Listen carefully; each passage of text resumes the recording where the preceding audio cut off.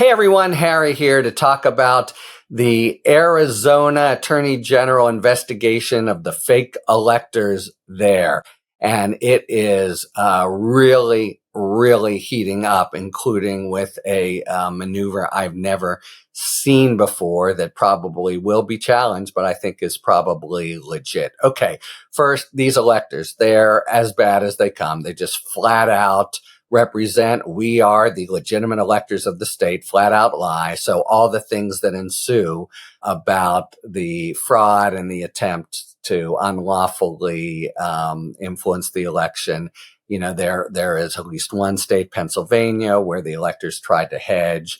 And guys like Chesbro have tried to say, well, I was only giving advice in case the courts found against that this was permissible, but that can't possibly fly with them. They're flat out, we are the electors, and everything that goes from there. And they're actually worse because they carry on this vocal campaign to tell Pence to accept them or accept nobody. They are as flagrant offenders as any phony electors in the country. And, this is going on in 5 or 6 states, depending on how you count. Now, what is really noteworthy and kind of incendiary is the Attorney General of Arizona, a Democrat, has really made this investigation active. And the procedure in Arizona is no different from in other states. And it really, let me tell you how it would go in the federal system and how it normally would go in Arizona.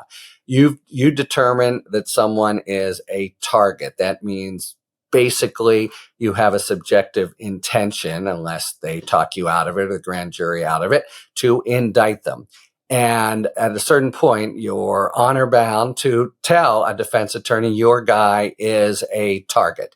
And at that point, you can invite them to testify in the grand jury. Maybe they want to talk their way out of it. Karl Rove did that successfully, but in almost every case, what will happen next is the defendant will say, if I go to the grand jury, I'm going to assert my Fifth Amendment rights.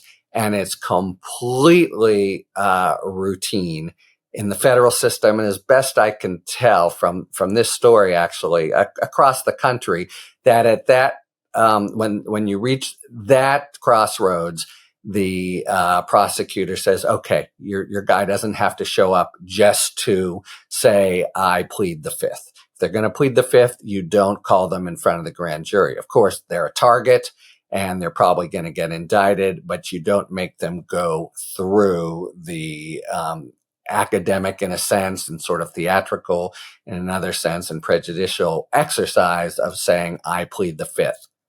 But not in Arizona with this investigation. So the AG has said you're a target, and they've been subpoenaed to the grand jury. And, when you're subpoenaed to the grand jury, you got to come, except for this exception that applies throughout the system that you don't have to if you're a target. But it's a matter of practice, and I can't see any constitutional requirement for it. So the AG in this investigation is playing definite hardball. I've literally never heard of it, where they say, here's your subpoena, and they say, my guy's going to invoke the Fifth. Fine. See you at the grand jury. And they are actually being required to show up and invoke their rights.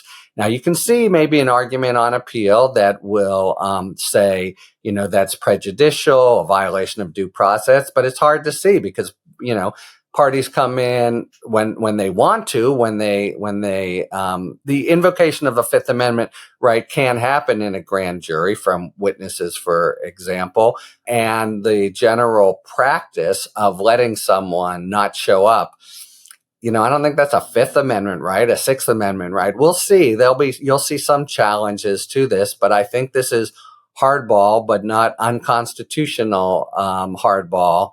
Kind of the, very, characterization, the famous adage that prosecutors are always taught, that Justice Jackson, a former attorney general, said the prosecutor may strike hard blows, but that's how he said it then, may not strike foul ones. So is this a foul blow? That may in fact come up, but the immediate point is, man, they are playing it tough. And I think exerting maximum pressure on people to try to get pleas. And in this kind of situation where a number of electors do it, really one or two turn, everyone's done pretty much the same. And if one or two plead guilty and finger the rest of them, the case pretty much is packaged for clean resolution. So the AG is taking playing hardball to make that happen would be one way of looking at it. But so, it shows that not only is it heating up, but it's really become very confrontational. And we'll see what ensues, and if it actually helps provoke one of the defendants to plead and cooperate against their erstwhile, co-conspirators who, as I say, were very flagrant in just saying falsely and doing a fraudulent scheme on the heels of, hey, we are the true electors. So we'll follow that, and this very unusual feature of making him show up suggests that it's really a pretty bitter, pressureful investigation that is coming to its final stages before charging. Talk to you later. Thanks for tuning in. If you enjoyed this video and other Talking Feds content, please take a second to like and subscribe. Talk to you later.